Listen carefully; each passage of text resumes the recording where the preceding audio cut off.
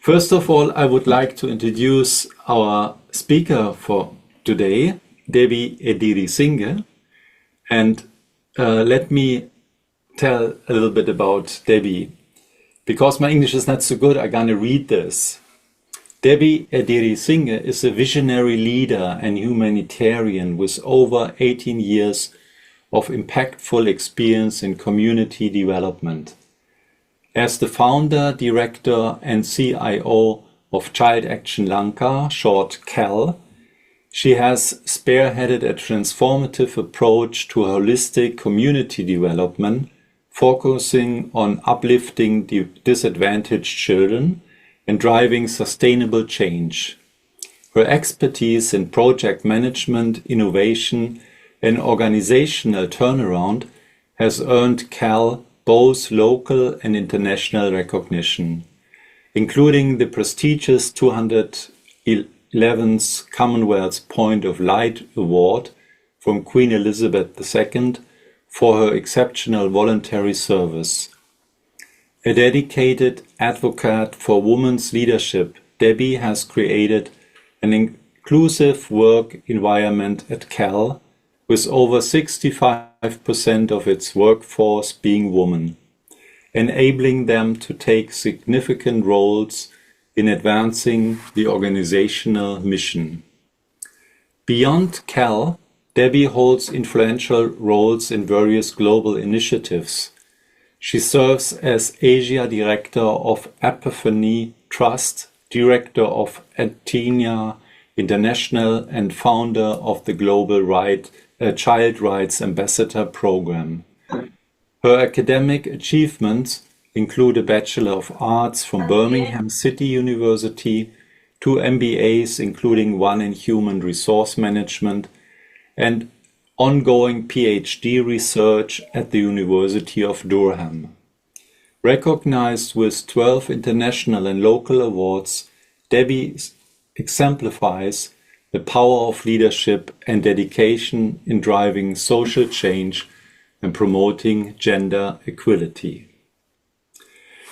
For us, Debbie is most of all the head of a precious partner in Sri Lanka. And we, as Mitgefühl in Aktion, I should also introduce you first to our organization. We are a small Buddhist aid organization that was founded as a partner for Buddhist Global Relief, who was founded in 2008, I think, in the USA. And since 2020, we are supporting or co-funding projects along with our partner Buddhist Global Relief. And since 2 years, we are happy to support CAL in Sri Lanka.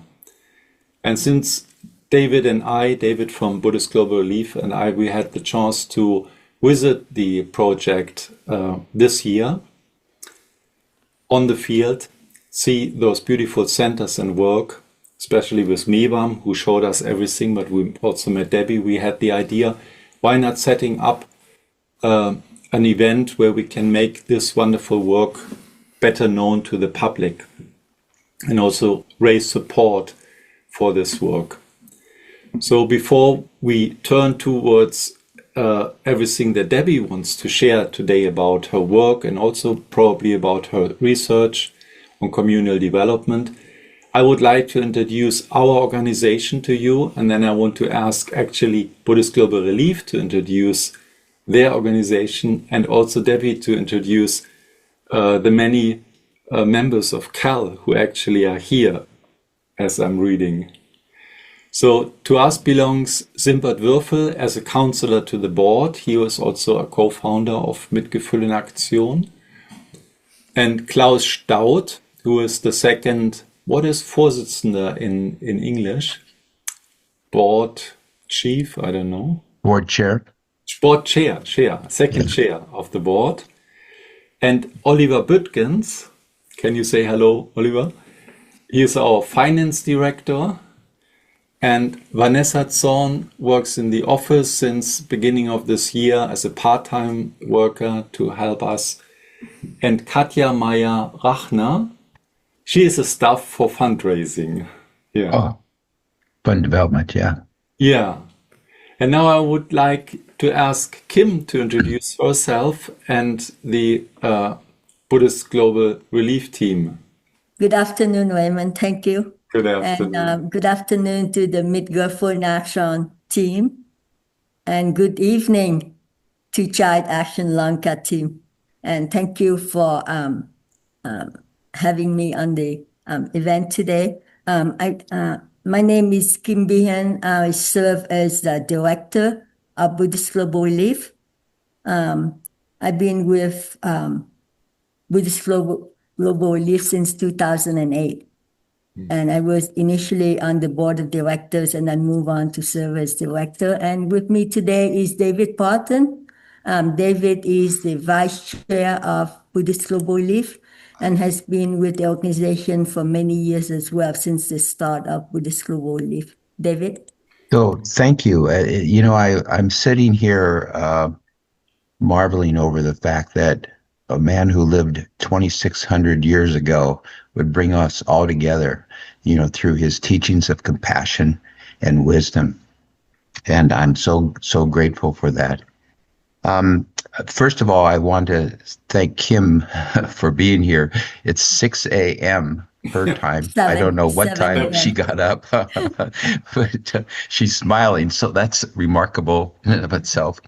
And then I want to thank Raymond, my Kalyana Mita, who I was able to meet finally in person when we were in Sri Lanka together. And he's a very, very wise person. So listen to whatever he has to say. So I've recently retired. Well, about 3 years ago, I re-retired. And, I spent nearly 50 years working in human services and both running agencies and evaluating agencies.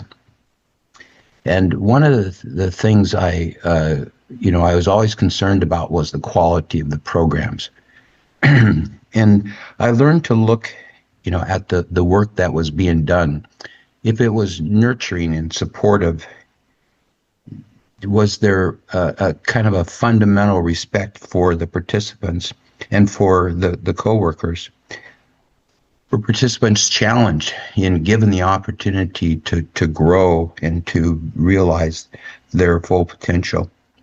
And was there an overall air of compassion that was palpable, that we could, in fact, sense and see? And one of the ways to tell that was whether or not the participants were happy. Yeah. And I always knew that happy kids and participants always meant happy staff. Then when I would look at the staff, I would check to see if staff really enjoyed their work, if they loved their work, if they found a sense of purpose and fulfillment. Also, if they were capable and competent, because, I can't think of anything worse than somebody who loves their work, but who is unable to really make a difference. And were they committed, and were they kind? And I knew that if I saw all these things, in measurable terms, that they reflected upon one thing, and that was the leadership of the agency. And if all these things were in place, that meant that the leadership of the agency was also competent and capable, committed, compassionate, living the Dhamma in accord with the Dhamma. And when we were at Child Action Lanka, I saw all of this and so much more. I saw it in the Child Development Center that we visited and spent a lot of time with, eating with the kids and their smiles and their laughter and their play. I saw it in their teachers and their leaders. I saw it in Maywan, who was an absolute delight. I saw it at the Special Needs Development Center that they operated, and working with a diverse population of people with various impairments. Again, being challenged and loved and loved into growing. And I saw it at the group home, and the remarkable stories there, and the staff that we had the privilege of interacting with. And again, all of this led me back to Debbie. When I had a chance to meet her, I saw why none of this had happened by mistake, or it happened by chance. It happened because of her leadership and the catalyst that leadership, that spark that leadership brings to an organization. So, Debbie, I thank you for for what you do. We are so proud to support you and to be a partner with you. And thank you for honoring us and for spreading the Dhamma in your particular way. That was nice. Thank you, David. So before we go on, let me ask Debbie, please, can you introduce your team as it is present here, or even it's not present here? Thank you very much, Raymond. Thank you, David, Kim, for the MIA and BGR teams. Wow, what a privilege and what an honor to be here with you. Thank you for all those kind words. I don't feel like I'm worthy of it, but just feel really privileged to be here with you on this platform this evening, or my evening, Kim, your early morning. Thanks so much for sacrificing your morning. And before I start, yes, I'd love to introduce my team. I see quite a few of them, and we are from across the country. I think I probably start with Mevan. Mevan, would you like to come on video? I think you all know Mevan. Yeah, this is Mevan. He heads up partnerships and grants, and also heads a center in Kandy. So that's the center that we started first. Has been an amazing asset, a person full of passion. And then I've also got some of my senior team here. I've got Chatura. I think I saw Chatura somewhere, I think on the next screen. And I see Madhu from finance. But also there's a number of our heads here from all the different centers. So up in the north, also from Kilinochchi, from a place called Akkarayan, from Mullatiu. I saw Afra here from Batticaloa. I also saw our Nuarelia team. I think, guys, if you can put on your cameras, that'll be brilliant. We'd love to see you here a bit. I'm not sure what your internet is. So, Raymond, I'm really sorry. Some of them probably don't have their videos on because of internet issues. Yeah. But I also see, yeah, so because of that, I'm really sorry, but I see quite a few of our team here. There's Sam here from Gampala. There's Begum from Nuarelia team. There's Chatura heads special programs and planning. I see Deumini from HR. Yeah, there's Darshika over here. She's from preschool in Kandy. I see our Goal team is here. Rukshika's here from down south, and I see some of them from our Colombo team. Kasun's here, and yeah, I think a lot of them are here, and it's an absolute honor for me to be able to introduce this team, because I wouldn't be sharing what I'm sharing today if not for the amazing team that works. And I think I can't even take credit for half of the things that you introduced me for, because this is the team that makes it possible on the ground. And there is a very special person here that I'd really love to introduce. And she was one of our very first my partner in crime. I would like to introduce her. She spent a good over 10 years in Sri Lanka, volunteering and working with us, being a part of the initial part of planning Child Action Lanka and what it was. And I see her here, Charlotte Seabohm.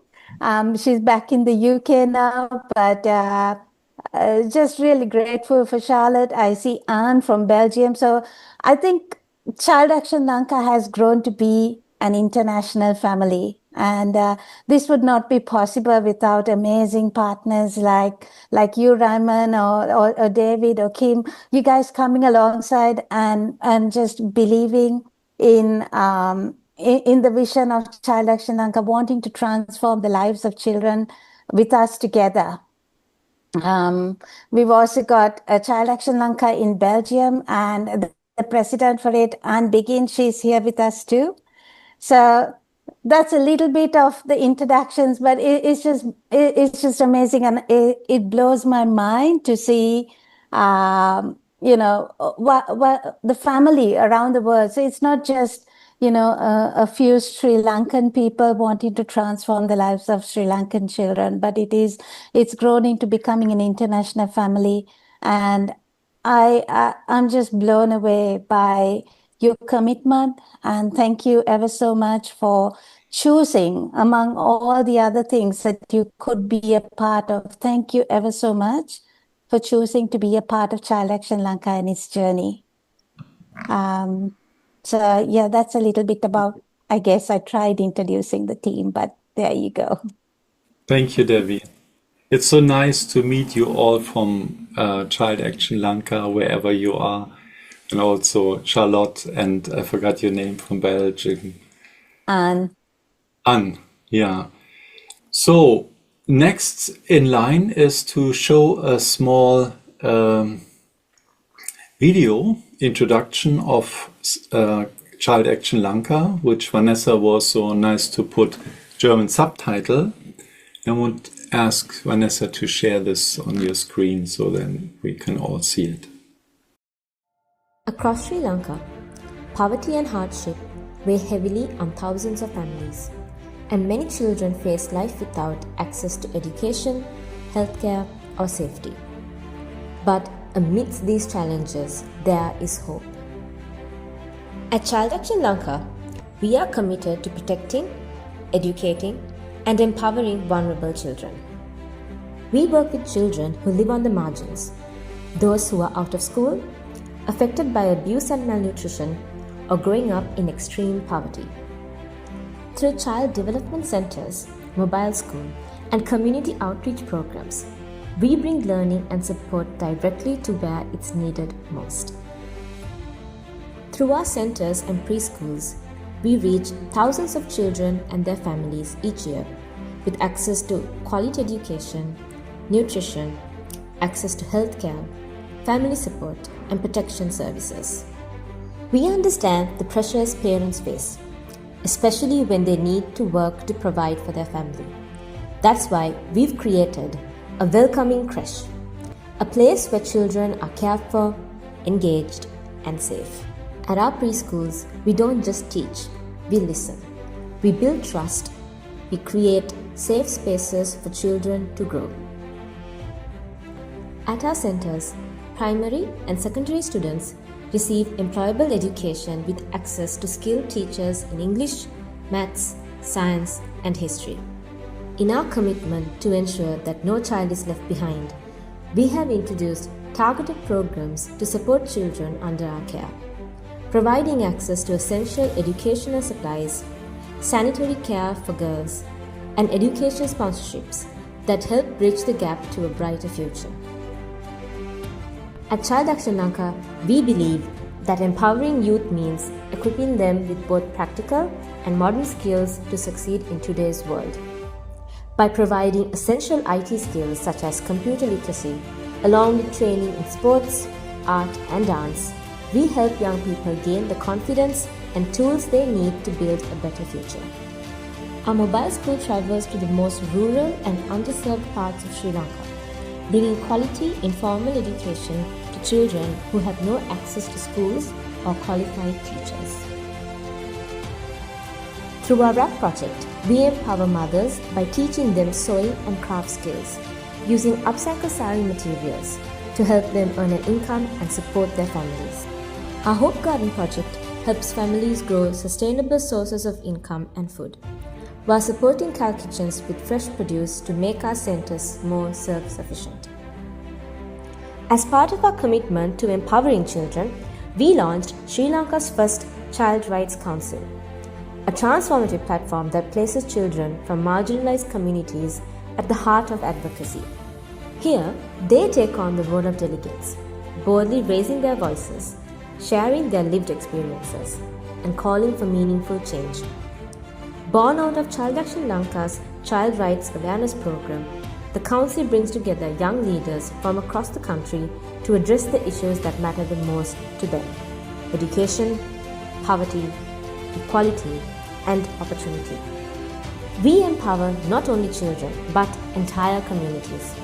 As first responders on the ground, our dedicated teams step in during emergencies such as floods and landslides to deliver timely assistance and essential relief to those in urgent need, standing with communities when they need it the most.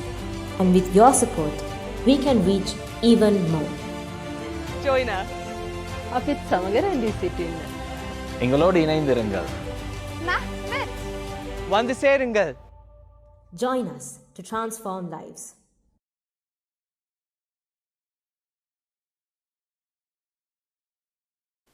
Wande Seringil, was that correct? Yes. Yes, join us. Wow. Now I would like to turn over the microphone to Debbie and want to ask you to even more introduce Cal to us, but also, if you like, your research on communal development. Whatever is on your heart, just share it. We are looking forward to hear from you. Thank you, Raymond. I think one of the things while I was thinking of today's meeting, and while I was thinking about what I would like to share, I was just thinking about some of the first groups of children that we had with us. My mind went back to a little boy who studied under the street lamps, and then who went on to do well in life. He just passed his exams by studying under street lamps because he lived on the streets. I was also reminded of a mom who came crying because her 8-year-old little son could read the book list that she couldn't read at all. Another story of a little 9-year-old girl who aspired to want to be a doctor. I think a lot of our kids say, hey, I want to be a doctor when I grow up. But she's actually gone into medical school now, and she started an internship in a hospital. Another young girl who went against all odds of defying child marriage to make her dreams of being an entrepreneur come true. And so I don't feel like I stand here with you today because I know everything. But just like I said, just because we've got amazing partners, an amazing team on the ground, and a group of people who are dedicated to wanting to try transforming the lives of children. And while we are learning so much on the ground, and while we are trying so many things, there's a few things that have probably happened well and gone well over the last nearly 20 years. And the reason I say nearly 20 is because unofficially we started planning through this project in 2005 when I was part of a development organization, not quite thinking of development work. My background was in business management and administration. If you had asked me then about setting up a charity, I wouldn't have known anything. I still don't claim to know much, but I think it's been a whole journey, and it's been a journey of learning and relearning, unlearning, and every day has been a new adventure with Child Action Lanka. I think anyone who works, who is part of the team, you can ask them, and you'd never walk in one day expecting to see the same thing happen again, because every day has its own challenges. Every day has something new for each of us to learn. And so because of that, I'm here, on the contrary, because we're on a journey of learning to transform the lives of children. And over the years, we've been able to see many lives being changed. We've been able to see children whose lives could have been on the streets, who could have been taking arms, who could have been part of war, who could have been part of, the next group of mafia. We've been able to see these children's lives being transformed, and we've been able to see their lives go from strength to strength. And I think if any of you were to ask about, how do you set up this organization, or what is the strategic plan in making it possible, or what's the next life cycle of this project? And if you had asked me this 20 years ago, I wouldn't have had any answers for you, because when we started out, my dear husband Dilshan and I, we started out of a very personal reason, because we didn't have kids at that time, and we really, really wanted to make sure that if we were ever going to have children, what is it that we would want for them? And what is it that we could bring in terms of equality for them? And I think that's kind of the heart of what Child Action Lanka still is. We're looking at value, well-being, and equality for children. And irrelevant of the background that they come from, irrelevant of their walk of life, irrelevant of, what they have and don't, I believe that should not be the defining point of where they go in the future. And this is where we step in to make sure that we can take them to go forward and make their dreams a reality. And so in 2005, when we started planning, in 2006, we set up our first center, and it was in a little basement in the heart of Kandy. And for those of you who don't know where Kandy is somewhere right in the middle of Sri Lanka. It's a small little touristic city, second largest city in Sri Lanka. And when we wanted to set up this program, I remember we were wondering, where can we possibly do this? Because we knew of an English teacher who was teaching a group of children on the street. She was teaching them English. She was leaving the country, and she said, "Hey, Debbie and Dilshan, would you guys like to take these children over, and would you like to, continue doing what we're doing?" And the answer at that point was no. Because I know you're all expecting me to say yes, because you think, she's going to say yes and take this on. But we had no clue. Quite honestly, we had no idea as to what we were doing. We didn't even know how to work it on. But it was a long story from there, where we then took on these children. There was 8 children. The only place we knew was a little garbage dump in the middle of town that, we thought we didn't have any, partners. We didn't know how we were going to fund this. We didn't know how we were going to support looking after these children. We had maybe a promise that there might be somebody who might be willing to help. But eventually, because the person this English teacher, she left the country so soon that nobody knew we took it on. And so we didn't have anyone who was going to fund it either. And at that point, I think we started in this little basement, cleared all the garbage out of there, got our friends to come, paint the place, draw some pictures, and make it look very child-friendly. And we brought these 8 children into that little basement. And little did we know that, these were all children who were very street connected. So they were children who were either living on the streets, their parents worked on the street. So it meant that they spent a lot of their time on the street. Or if not, the economic conditions were such that without assistance, they would be the next group of children and families coming to live on the street. And at that point, there was about 80 families living on the street. And we were actually quite clueless, not knowing what we were going to do with them.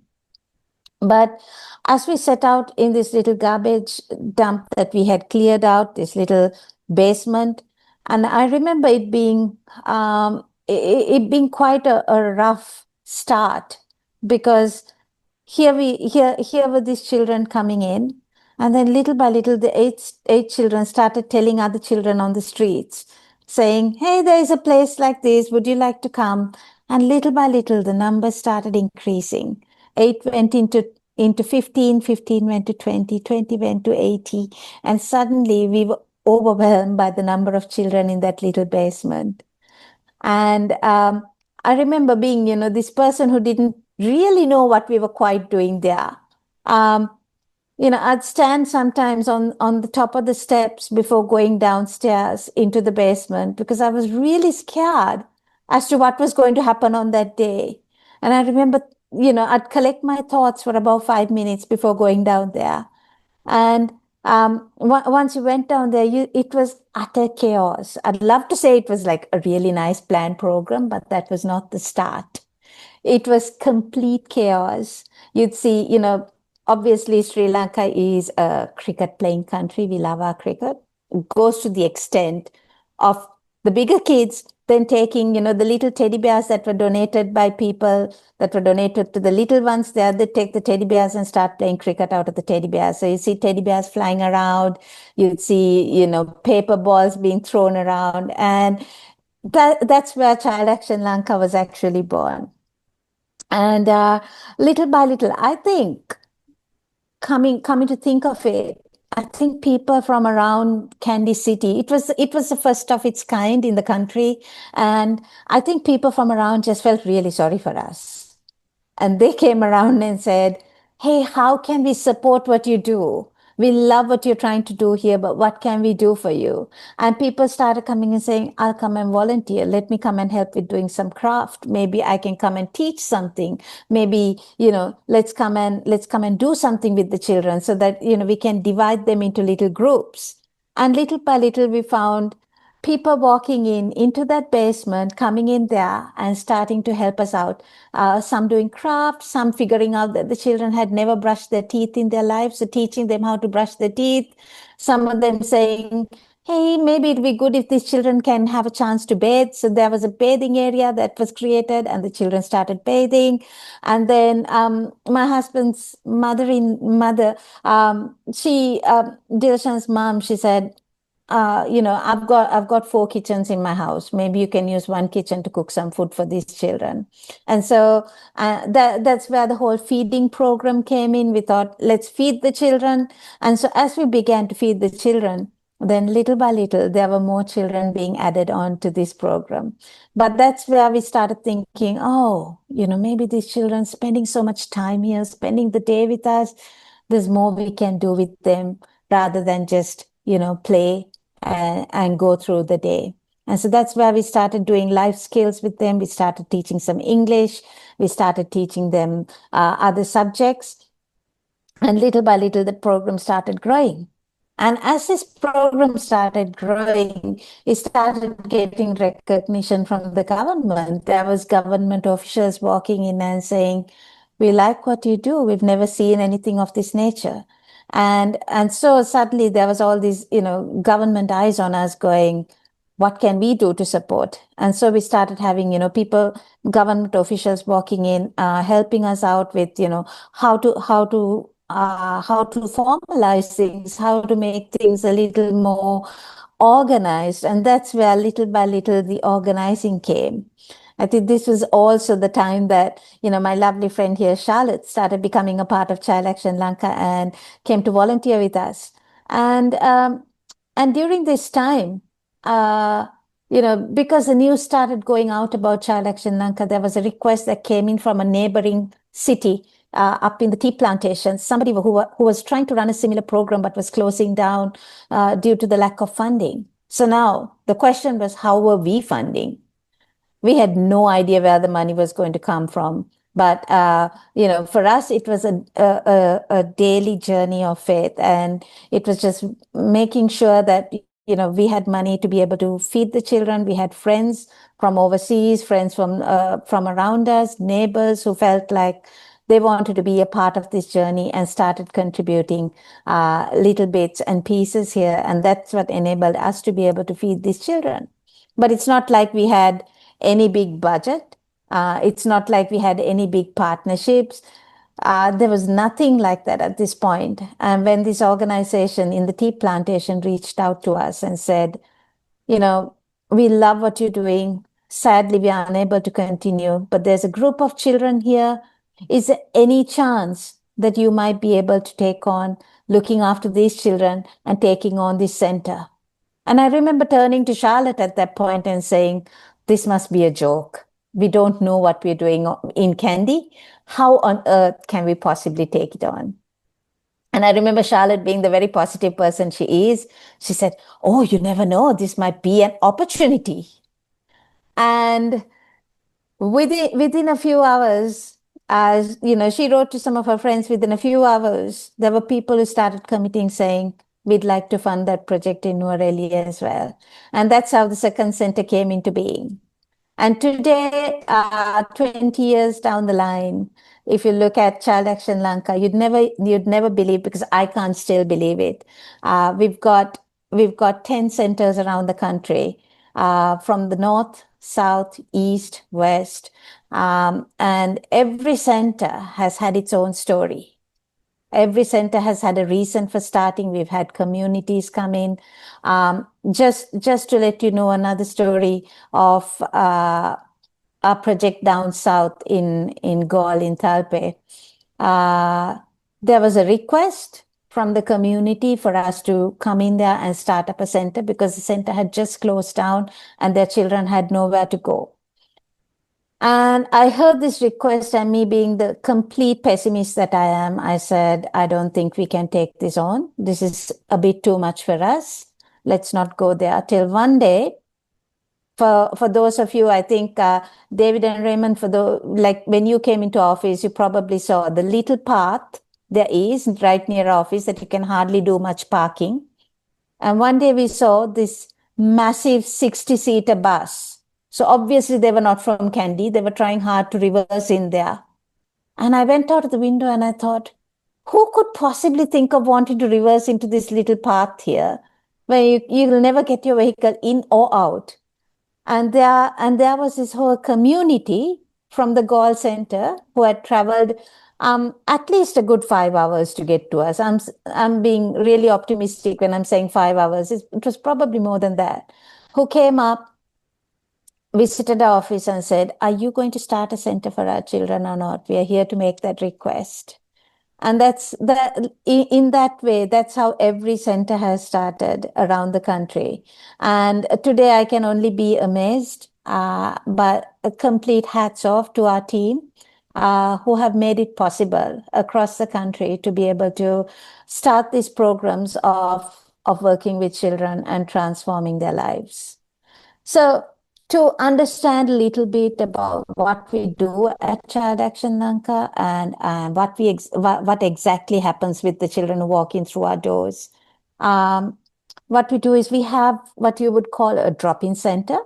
And this is where we have children coming to us, either who are recommended by the social services, who are recommended by the police. There might be children recommended by other community members, by village heads, but who are marginalized by poverty, who I would like to call underserved in a certain sense, and children who really, really struggle to have the basic necessities that we would normally take for granted in our day-to-day life.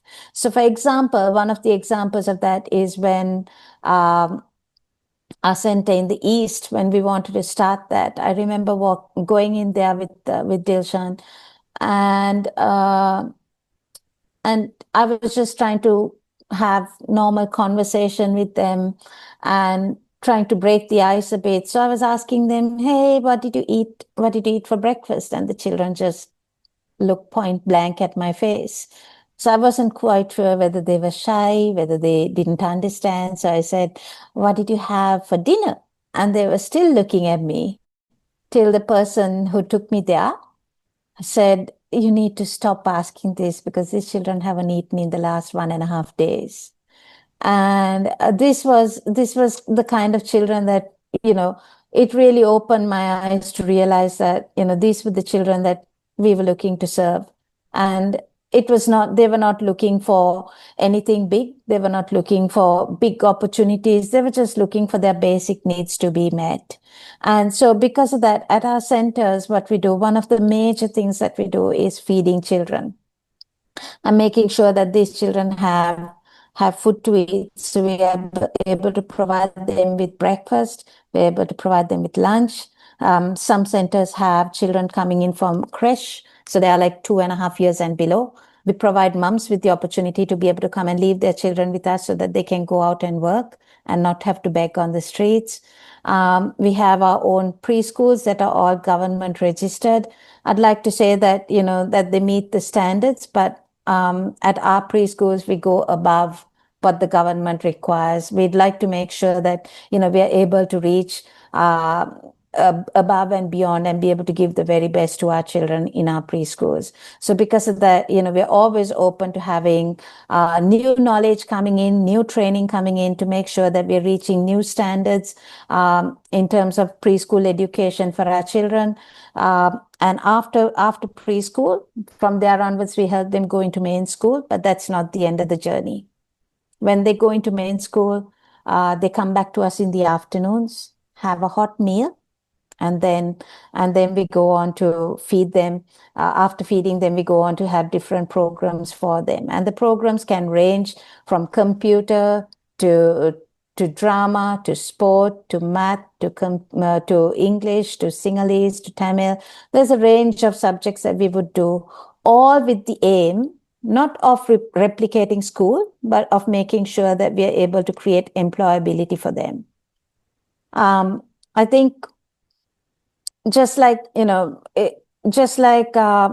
making sure that these children are able to then go in from education into bridging that gap of what happens to them after education. That's been the main focus of what we do. And as you, some of you who know me well would know, I'm a firm advocate of education. I totally believe in education. Have been a student all my life. I think after the age of 4, I've never stopped studying. But I also believe that education needs to be purposeful. And for these children, it's not that we've got many corporate partners who love supporting what we do in terms of saying, send us your children, we will give them with jobs. But it's more to do with giving these children that dignity and that self-esteem to say, here is my bio, would you give me a job? Giving them that self-confidence to go forward. And that's where we implement these programs of life skill, of being able to, teach them skills that are employable as well. So because of that, at our day centers, we have education. We have after education, there's a program where we do computer studies and youth skill with them, where that enables them to get jobs. We also do the feeding program.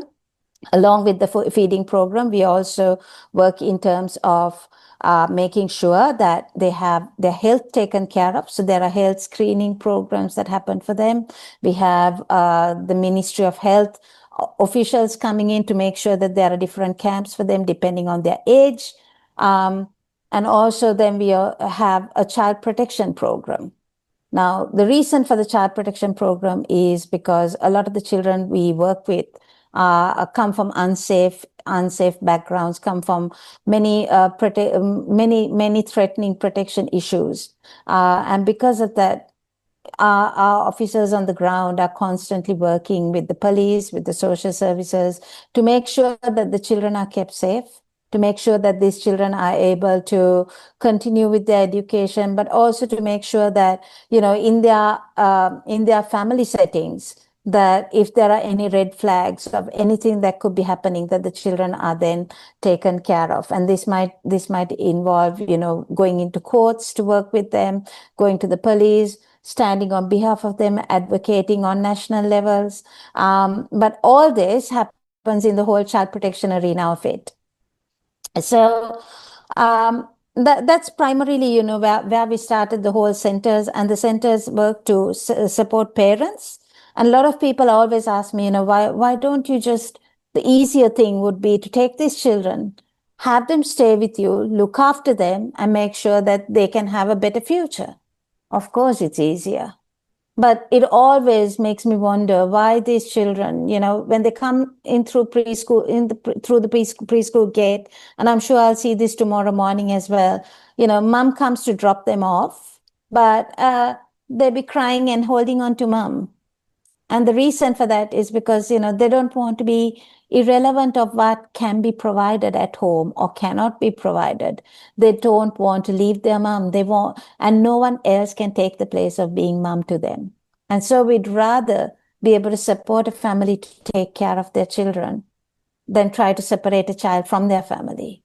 And so because of that, we take care of the women in the families as well. And I'm not being gender biased in any way, so please forgive me.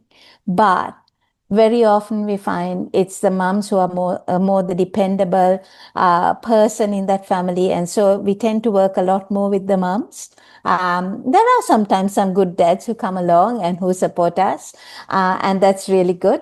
But in most cases, we have what we call a welfare group that operates in the community.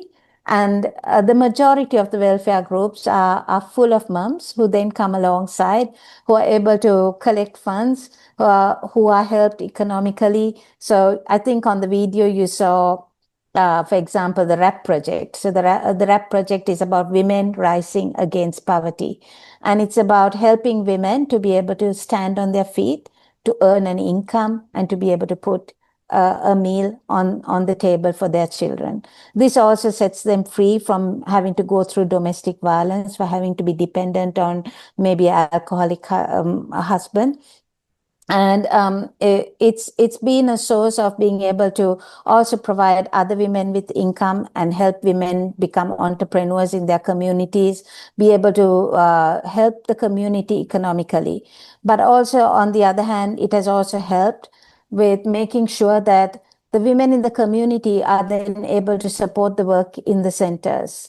Now, the dream of Child Action Lanka would be to make sure that these communities are able to take ownership of the centers and be able to support a center on its own. And that's kind of where we are working towards.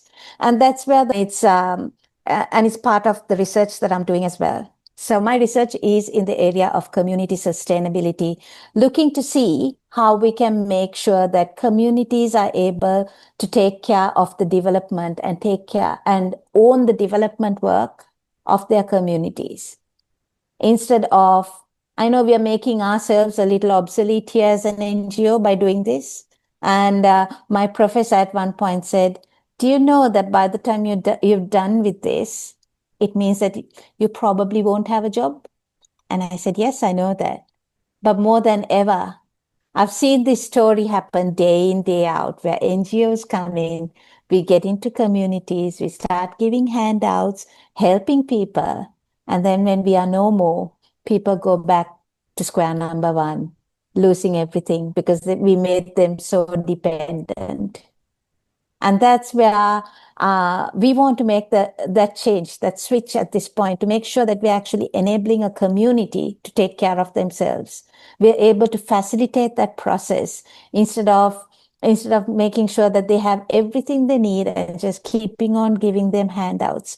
We believe that giving them a hand up makes more sense, enabling them to take care of themselves. And this is why even on Child Action Lanka's board of directors, we have one person dedicated to making sure that sustainability is a strategy that is woven into the whole of Child Action Lanka. And through that, what we do is we enable the community little by little to be involved. For me, the dream is to make sure that communities are in and out of the centers, that they begin to feel like this is not a Child Action Lanka center, this is our center. And so because of that, that's kind of where we've been going through with the whole thing. And I think at the heart of what we do is, feeding the children and making sure that every child is well fed to be able to continue doing, whether it is education, whether it is sport, whether it is drama, whether it is therapy, whatever they need to be doing to make sure that they are well fed and taken care of. And so at this point, I would really like to thank both MIA and BGR. Thank you ever so much for making sure that, our children have been well nourished and taken care of. I think when you came in originally at a point that Sri Lanka was facing a very, very difficult period. We were going through a whole economic crisis. We were really struggling with just basic necessities. There weren't any imports coming into the country.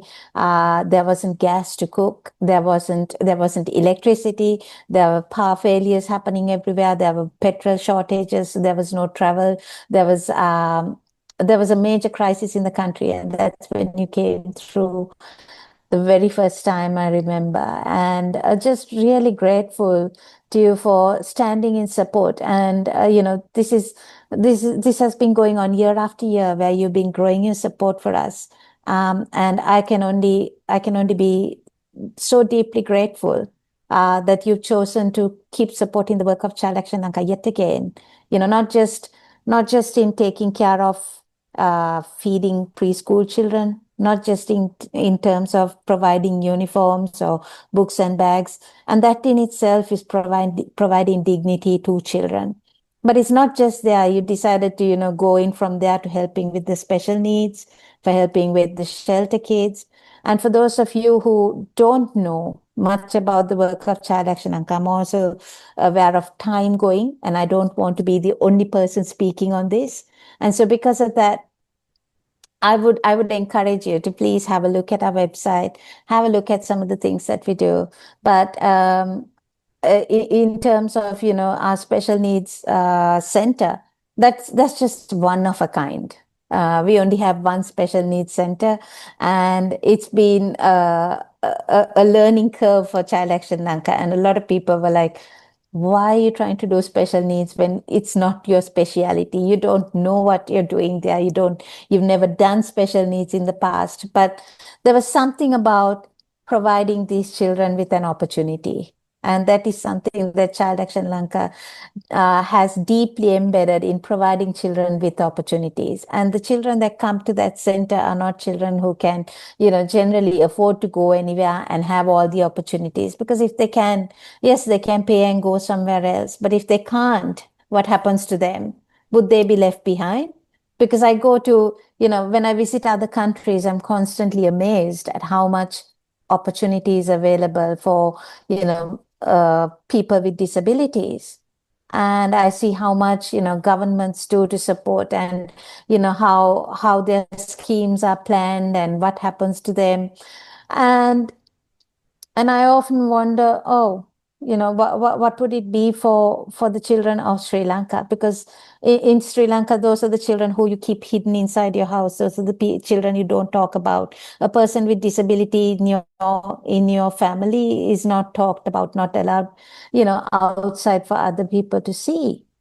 And, I was thinking, how could we provide an opportunity for them? And this is where, Sam and his team kind of worked day in, day and night to make sure that these children have that opportunity.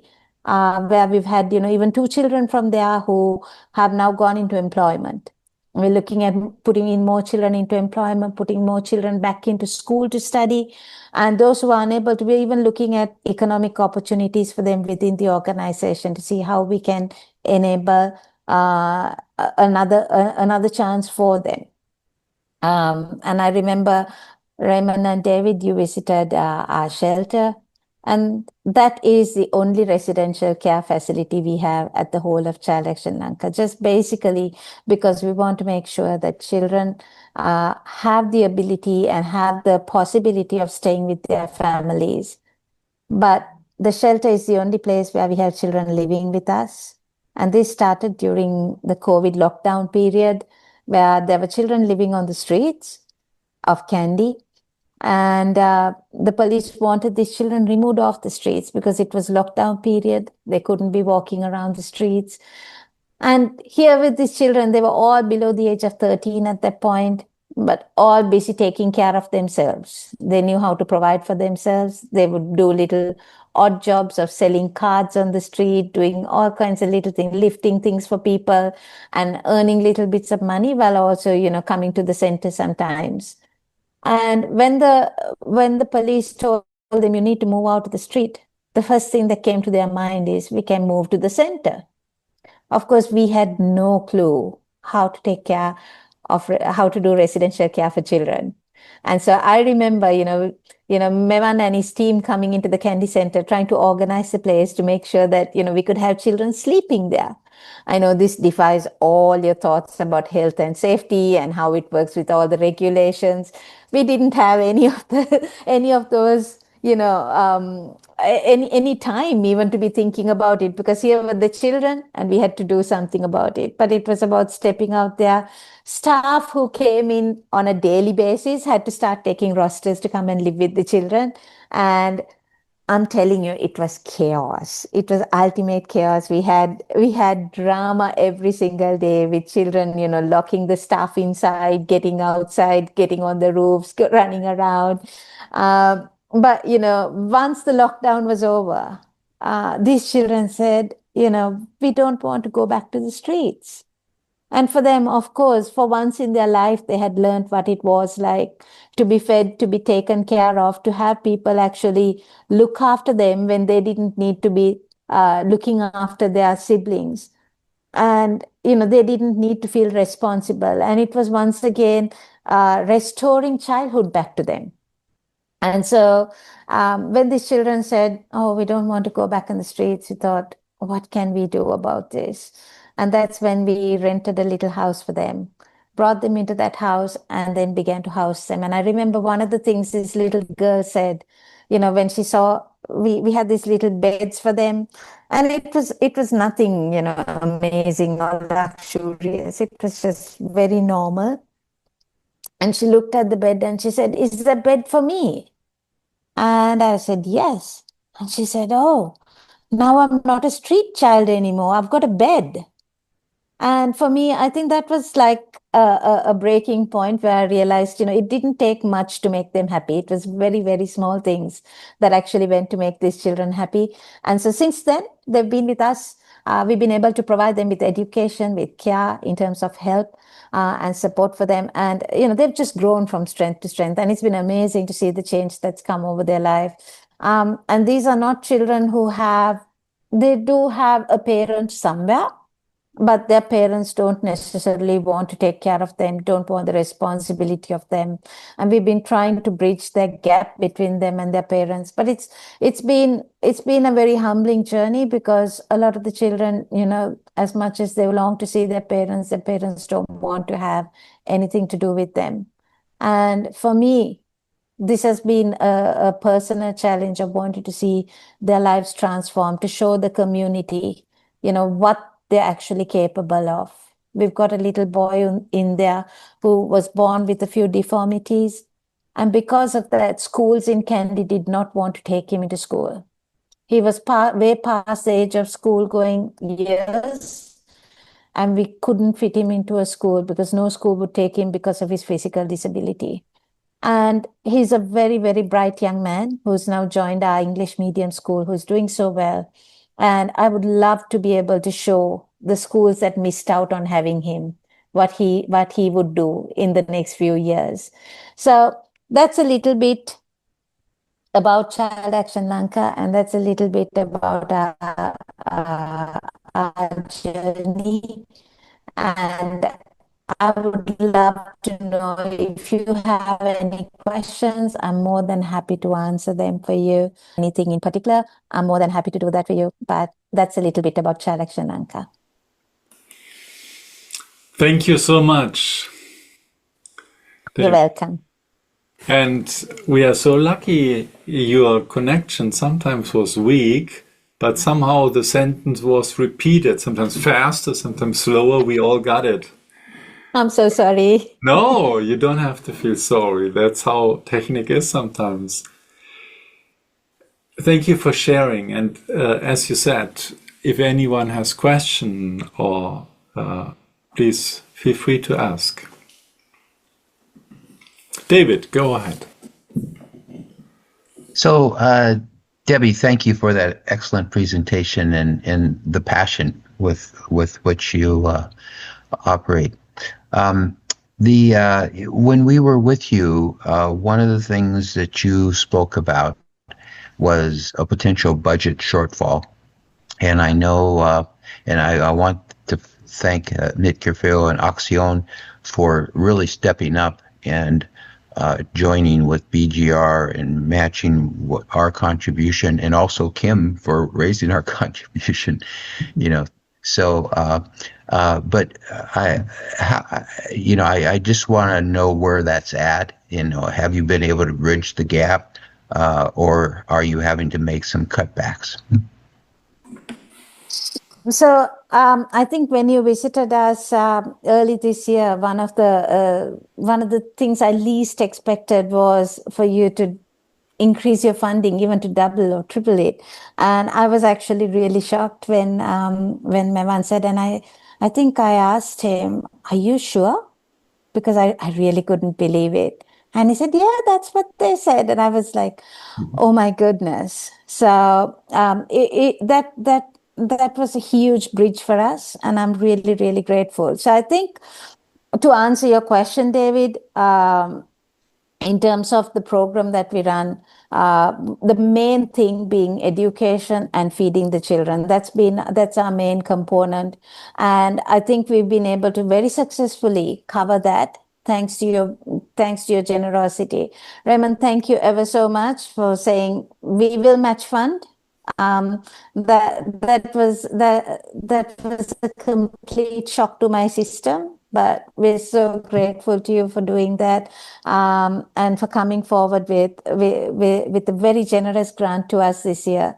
So, David, to answer your question, I think that whole part of, making sure the children are educated, making sure the children are fed, we've been able to do that part completely with no cutbacks this year. And as we've come to the half a year gone and half a year to go, I can very confidently say that we are really grateful that we've been able to continue the program just like we plan to do. So I think it is more in the areas of, expansions in terms of extra things that we would like to do. And those are the little, what I would like to call more the icing on the cake, rather than the cake or the icing itself. It's the little, cherries here and there that we'd like to do. And those are the things that we are still looking for funding. But as in, like, recently, a few weeks back, we held the first Child Rights Council for Sri Lanka. And this is a program that, it's never been done for children in the country. It was about listening to children and what they felt their rights were that were not being met. And we did this in several districts of the country, and we were able to bring them into what you call more of a model UN kind of system, a meeting of that sort, where they became delegates. They came, they talked about, inter-district. They were able to discuss, these are the issues we're going through, and other districts were able to then come by and say, this is what we would propose as the answers. And it became a very serious discussion. Now, it's programs like this that we feel are really important. It gives the children that platform and that voice to talk about areas where they feel are really important to them. And it helps them build leadership and brings that advocacy to them, and make sure that they are standing up for their communities. Now, we were able to do this on a very small scale, but it has gained a lot of momentum, and there's many communities around Sri Lanka saying, we want to be heard as well. And one of the things I worry about sometimes is that we as adults make a lot of decisions for children without consulting them when they are the actual recipients of it. And so it's programs like this that we still lack funding for, and there's a few. So that's why I said it's more like a cherry on a cake. It would be nice to do, but it's not an absolute necessity. But those are the things that we're still looking for funding, and would love to do something like that on a bit of a bigger scale and be able to get children who are not just from our Child Action Lanka communities, but also children from other communities, to make sure that we're able to have that comparison of what is different about this community, what doesn't work in that community, why are they different to each other, is it just economic assistance that's needed, things like that. And to be able to do programs like that, that's where we're still kind of looking for funding. But thanks to your generosity, we've actually able to provide the main part of it. So thank you. Thank you, Debbie, for such an amazing story. I'm very, very impressed with the work of the organization, and to really bring compassion into the world. So I would like to, if it's okay with Raymond and the team, I would like to share briefly, basically our experience working with Child Action Lanka from Buddhist Global Relief. Our partnership started back in 2022. So this is the 4th year of collaboration between the two organizations. In 2022, I believe Child Action Lanka reached out to Buddhist Global Relief. So then that's how, through the info line, and that's how we learned about the organization. The first year, Vijaya funded the project called Nourish and Lift Project. And as Debbie described before, it's basically a feeding program for preschool children who are selected from very, very disadvantaged background, families. And with the excellent work carried out by Debbie and the COW team, as well as the excellent reporting to Buddhist Global Relief, the second year, the projects committee and the board decided to increase the level of funding to Child Action Lanka.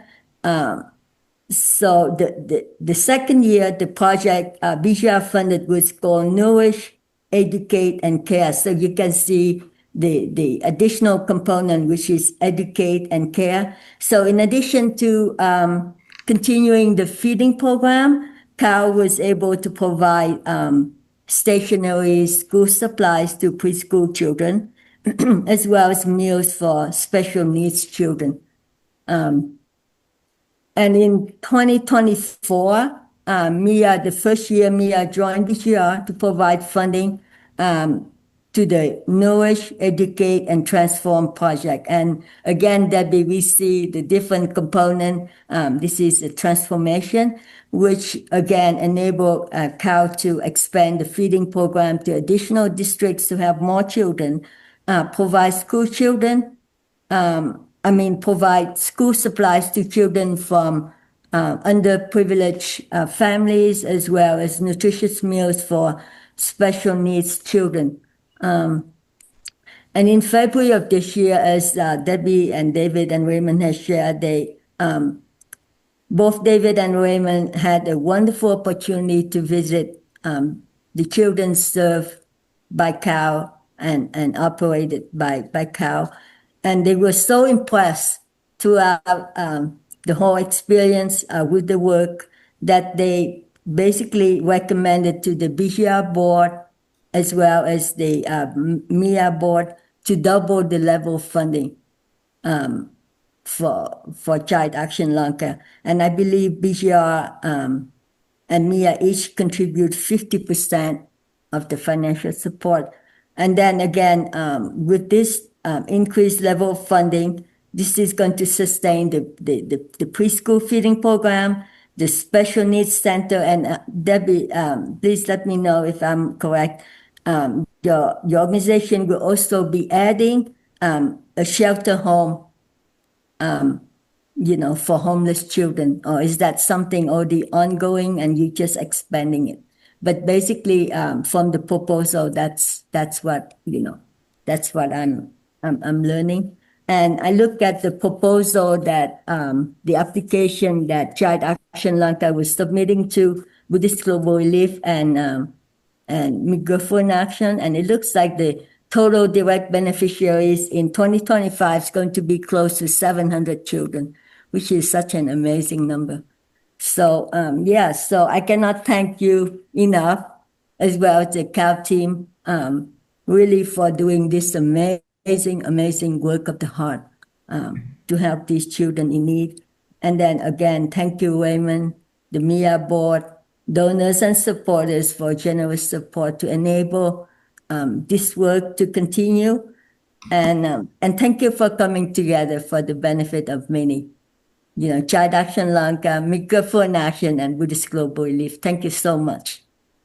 Thank you, Kim, for all your work.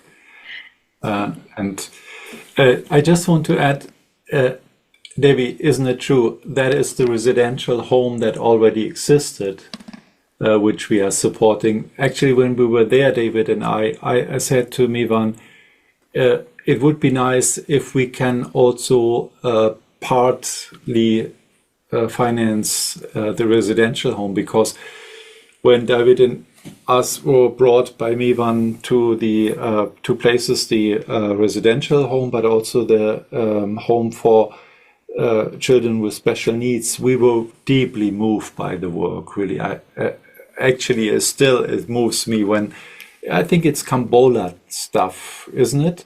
The team from Kambola. Yes.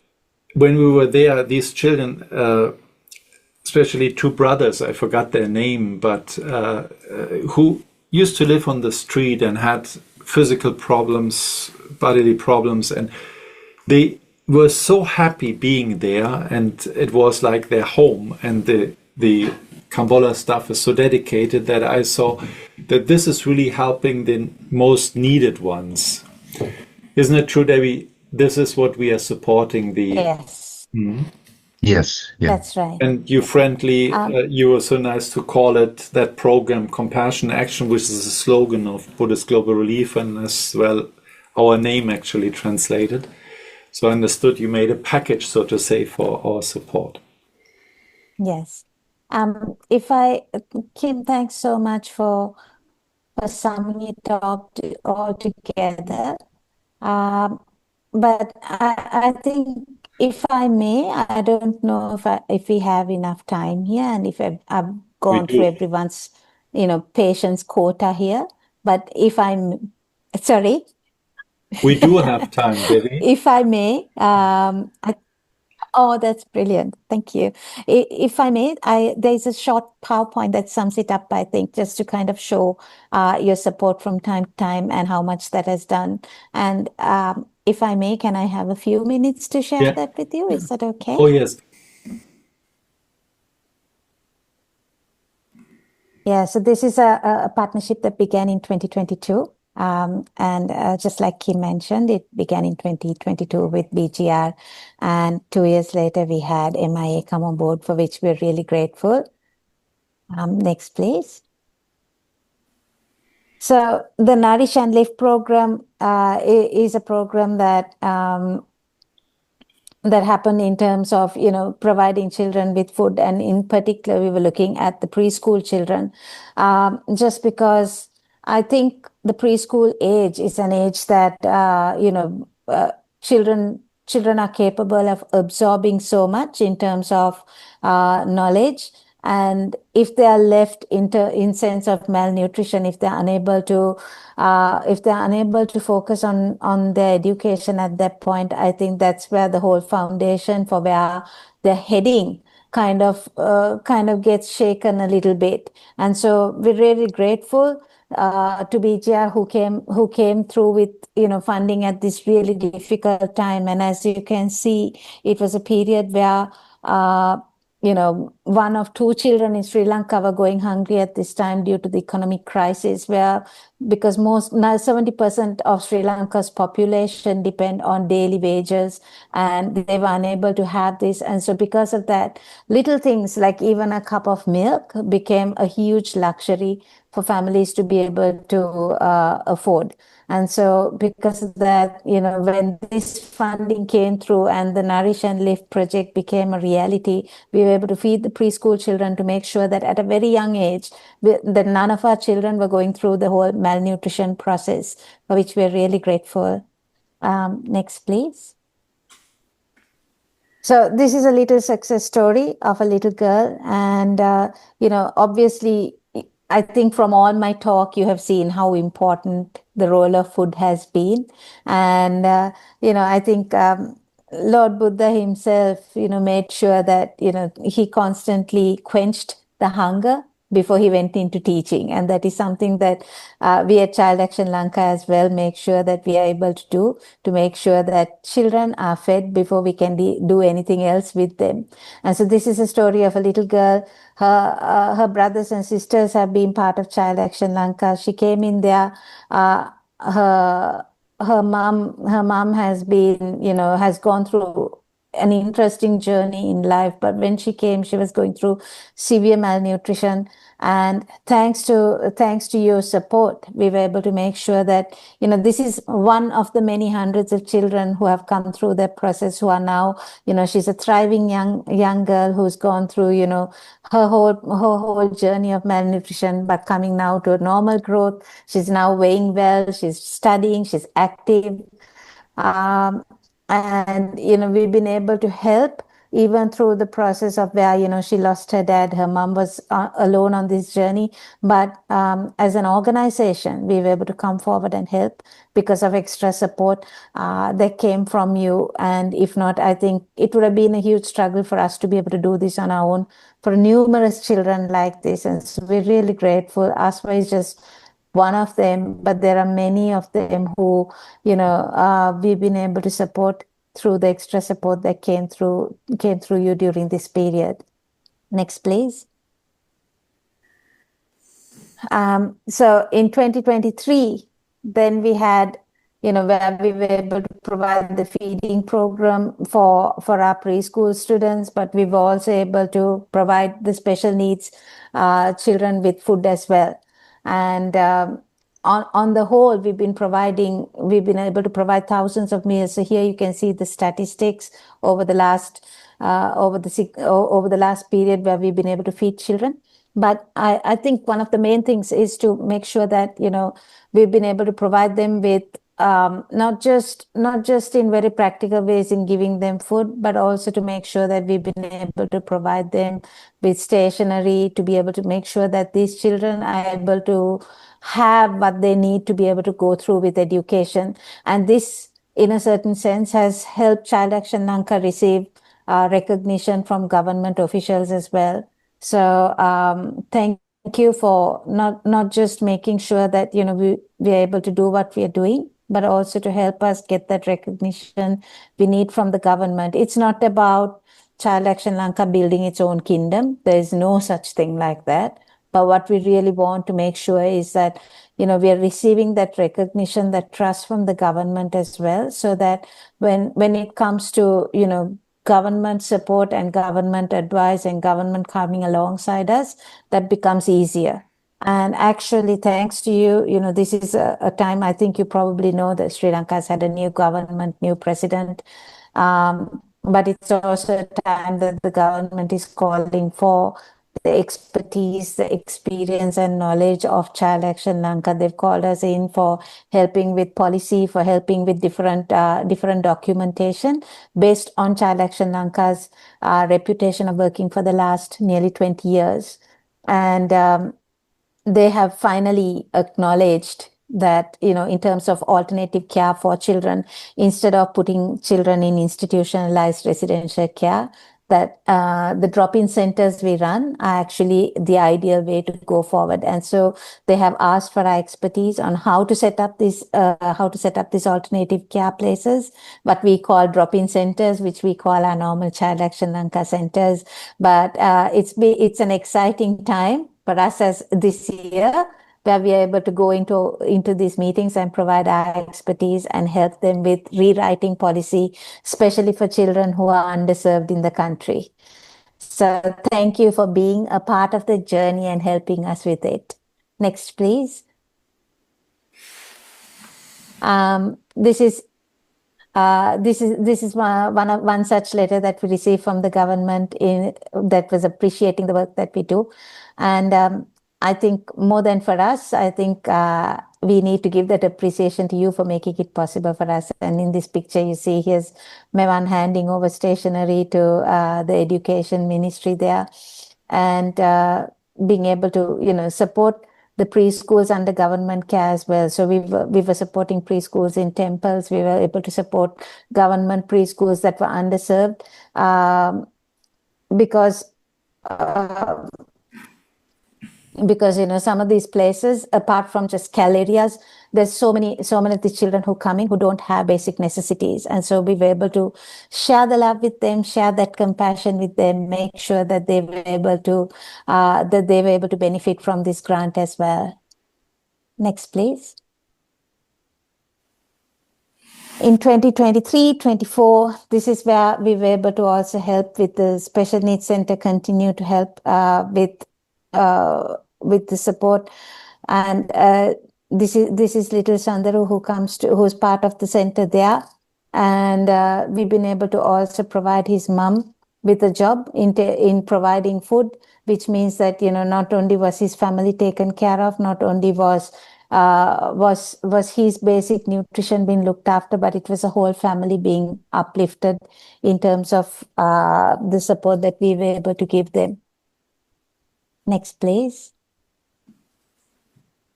And in 24-25, we went into providing schools with necessities. We were able to give them school uniforms. We were able to give them stationery. And this was over 350 children that we were able to provide. So it's not about just provision. And sometimes we might think it's just about providing them with a uniform. It's just about providing them with what they need for school. But it's actually providing them with dignity. It's about giving them that respect to be able to go out there and be as equal as any other child. And so I'm just really grateful to you for not just coming into an organization. And sometimes it becomes, people sometimes walk in and say, I want to build a classroom, or I want to do this, I want to do that. And that is great. But I think you came in on another level of actually looking at what do these children need in terms of, being restored to having their dignity restored, having their normal human basic needs being restored. And so this is where we were able to, help with their feeding, help with their basic necessities, providing meals also to the special needs children, but basically being able to support them through their journey. And so 24-25, the funding was about educating, nourishing these children, and not just those two, but also to help transform their lives. So thank you very much. Next, please. So this is a story and of one of our little boys who he basically had to, not only did he get all his hope and dignity restored, but it also led to him thereafter, building his confidence, improving how he was able to stand there academically. He was one of the top speakers at our National Child Rights Forum. In the picture at the bottom, you see him standing with a certificate proudly. It's about, making sure that these children are going to be our next people who are speaking out there on those platforms. And this is only possible when that dignity is restored to them. It was about, when as a youngster, him having all his, provisions being met and making sure that he could stand up very boldly, very proudly, being able to now confidently speak his heart and mind out there. And thank you for making sure that these children have been able to, gain their confidence. And Kim, I'm just really grateful, for people like you who have seen not just, let's feed these children, but also let's bring that confidence factor into their lives.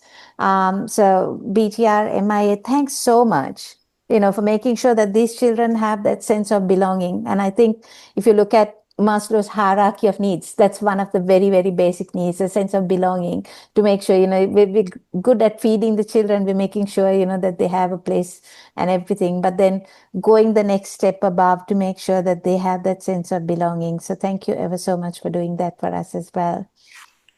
Next, please. So this has been the year-on-year funding. On the third year, you see where BGR and MIA came in as well. Where little by little the funding has increased. Thank you for your trust in what you have done for us, and thank you for the support that you have extended over the years. But this is our fourth year, and we are just really grateful to you for doubling that funding and for making it possible for us to do more than what we ever thought was possible as an organization. Next, please. In this map, you see the different areas that we work in. As you can see, we are up in the north, south, east, west. Kandy is right in the middle, and that's where we started out. But that's also where Gampala, the special needs center, is in Gampala. And Kim, you were right in saying, funding the shelter home is in Kandy. And the shelter home is the project that we began during the COVID lockdown period, which is our only residential care facility that we've been struggling to actually find funding for.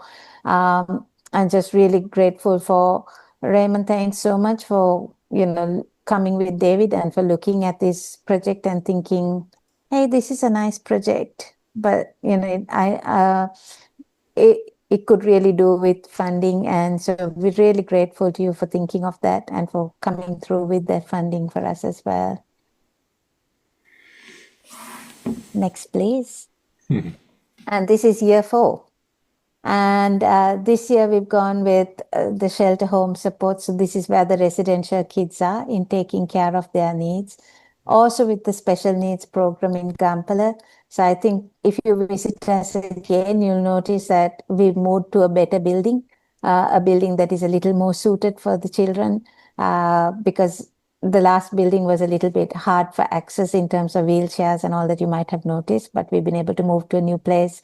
We're looking at providing them with consecutive meals, but also with looking at development for their families, with looking at financial relief and managing their medical care expenses through the grant that was received through you.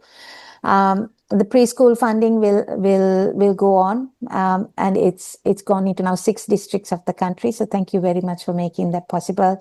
Also, one more to add to this is that we will be doing the providing of uniforms next year as well through this funding, for which we are really grateful to you for making possible.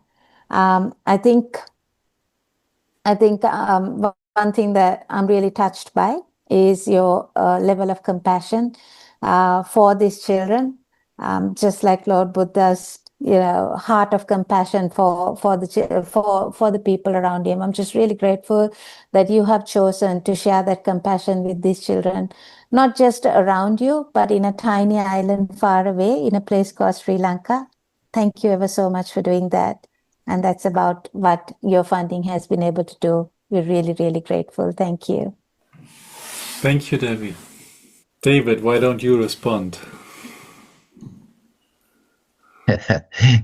Every time I see these pictures or think about our experience there, Raymond, I am overwhelmed, and besides dignity and that we bring to the people, the participants of these programs, we give them something so much more important, which is hope. And Debbie's staff is able to infuse that with these children, and all you have to do is look at them, see their smiling faces, and engage with them, and watch them play. I mean, doing what kids should be doing. So, thank you so very much, Debbie, and we are so honored. There's a fellow you might be acquainted with, Meister Eckhart, who was fond of saying that he who receives the gift gives the greater gift than he who gives it. Wow. And I think that's so very true. And I just thank the Lord Buddha 2,600 years ago, reaching to today with his compassion through the Dhamma and inspiring you and so many others. Thank you. Thank you. Thanks so much.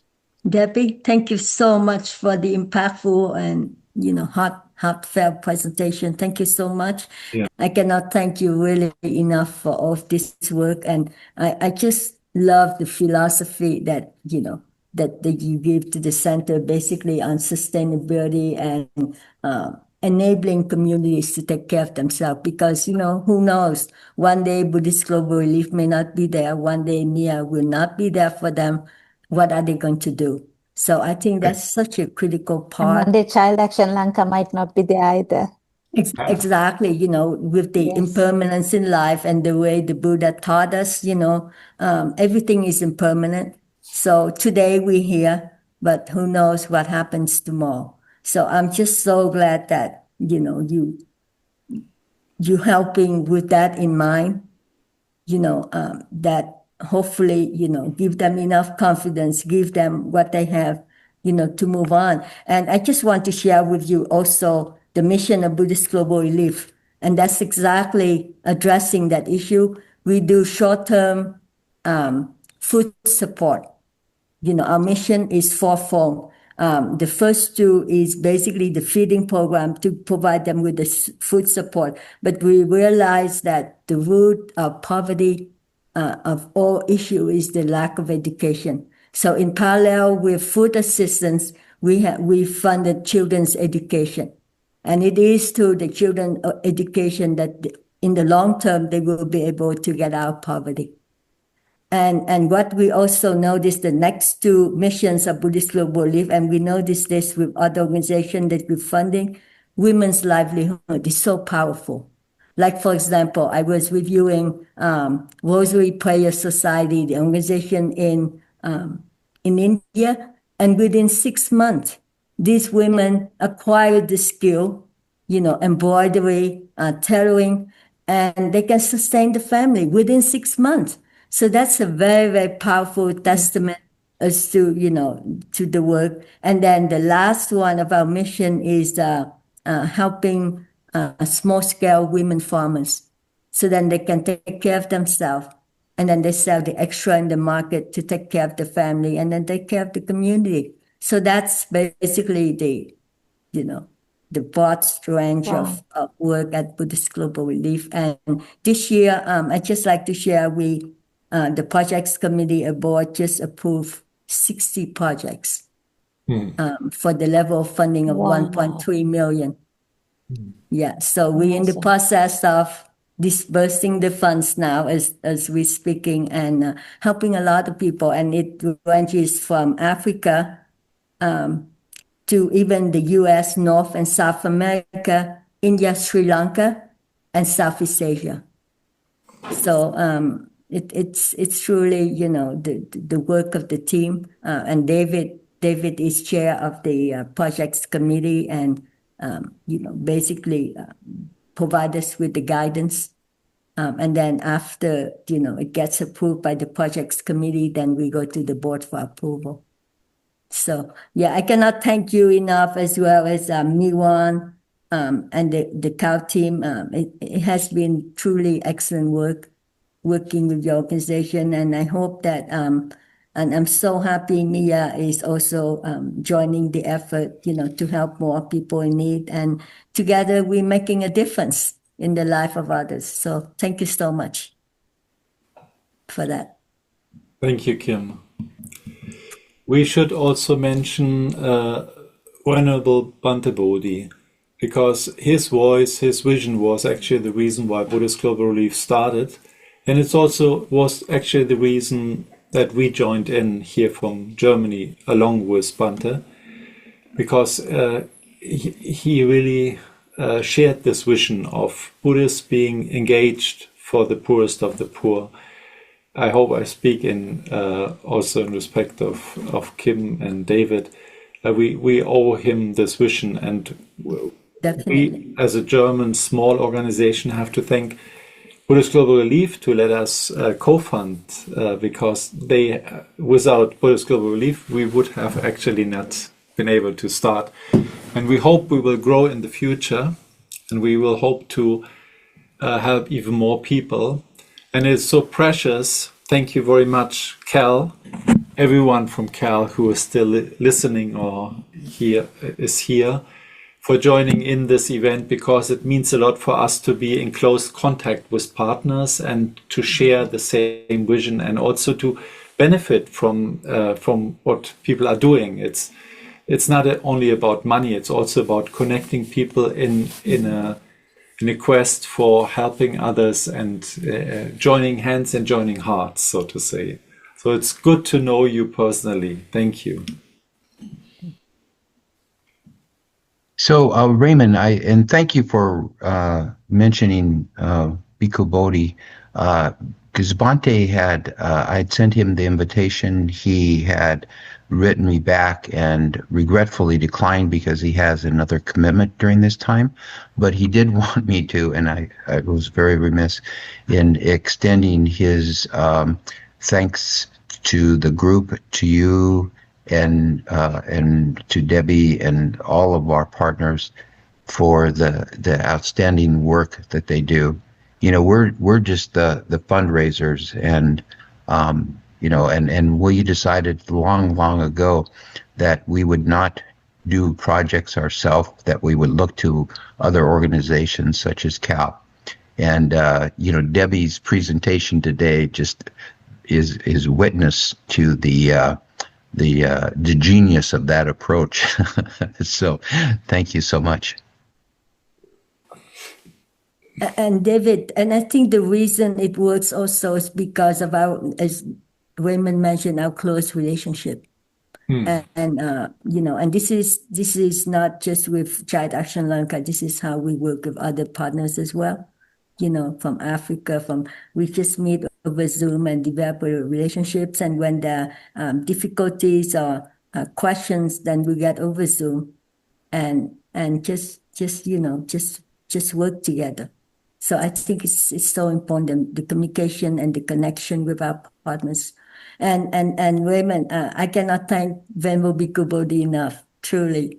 Yeah. For all these years, what an amazing teacher, a heart of compassion. And I wouldn't be who I am without Venmo Bhikkhu Bodhi, as far as the Dharma teaching, as far as the guidance for the work of Buddhist Global Relief. I'm just, sometimes I wonder if, other projects, other beneficiaries benefit more or that I do, because it has been such a transformative journey for me, working day in, day out and seeing the impact, that we're doing in the world. So it just transforms your heart. So thank you so much. And also for me, it's part of the practice as well, because I always said to myself, we can help people halfway around the world. We may as well work well with our own team, our own friends, right here. So that's how we work at Buddhist Global Relief. We always start out with the work and then end up with Dharma discussions and Dharma sharing. And to me, that's just so meaningful, and so transformative all these years. So thank you so much for giving me the opportunity. Maybe we should shortly mention for Debbie and the others from Cal that Sri Lanka has quite something to do with the arising of Buddhist Global Relief, because Bhante used to be a monk in Sri Lanka, and he had the experience of having had not enough nutritious food at times, which made him reflect about people who suffer from lack of nutrition. And when the tsunami was this in 2003-4, right? The Bhante wanted to help somehow, but there was no Buddhist organization who was involved in helping. So they collected money, isn't it true, Kim? And there was no organization they could give it to. So the idea slowly arose in him that even Buddhists should help set up something to help. And Sri Lanka is very dear to us, you should know, Debbie, because I mean, we are not helping Buddhism to grow. That is not our aim, but we as Buddhists we are very deeply grateful for all the transmission that actually from Sri Lanka went into the whole world. All the Buddhist ancient texts of the Pali Canon, they came basically from your country. So we feel privileged to give a little bit back also. So we're coming to an end, I see. Is there any open question or remark? Juwon, if you want to ask something, you're invited, or Klaus, or whoever. Vanessa, Katja, Oliver. Yeah, Oliver. Just one question, one short question, maybe because time is running out, I know. But Debbie, thank you very much. So I would be interested in to hear a bit about your volunteer program, especially maybe the preconditions. So means the duration or kind of minimum duration, if it does exist, especially considering younger people. So I think in terms of volunteering, Oliver, we are quite open to volunteers, and I would say people often come and ask, what can I do, or if I don't have skill, or this is my skill, what can I do? And my answer is always, irrelevant of what skill you have, there is so much you can do. So it can range from admin to working with children, to doing sport, to helping with computers, to helping with repairs, to painting, to spending time with children, to reading stories, to anything like that. There's a whole range. And in terms of age groups, we work with all age groups. So the youngest we have so far had has been a 7-year-old who came in to volunteer, and the oldest we have so far had has been an 85-year-old who has come to volunteer with us. So as you can see, we range from all ranges. And in terms of the duration, it can be anything. So we have people who sometimes only are able to spend maybe 1 or 2 days with us, but we've also had people who have come to spend a week, 2 weeks, a month, a year, or even 4.5 to 5 years with us, who have come and volunteered with us. Our last long-term volunteer who just left the country was from Germany, and she volunteered with us for 4.5 years, working at the different centers. So she went from center to center, while also training some of our staff to carry on the work she did. But she also was able to support the day-to-day operation.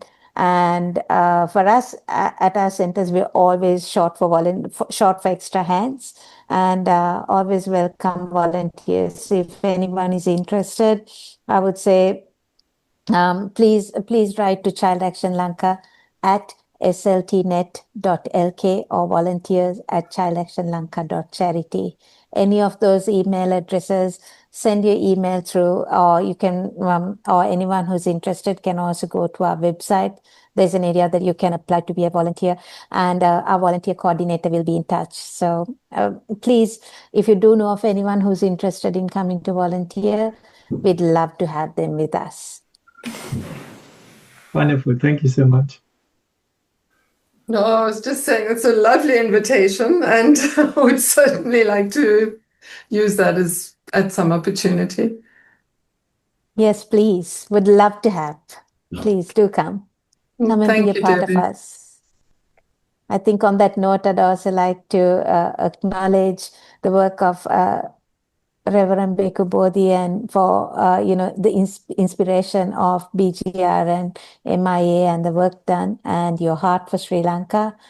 And thank you ever so much for all you have done for the country and for the children of this country.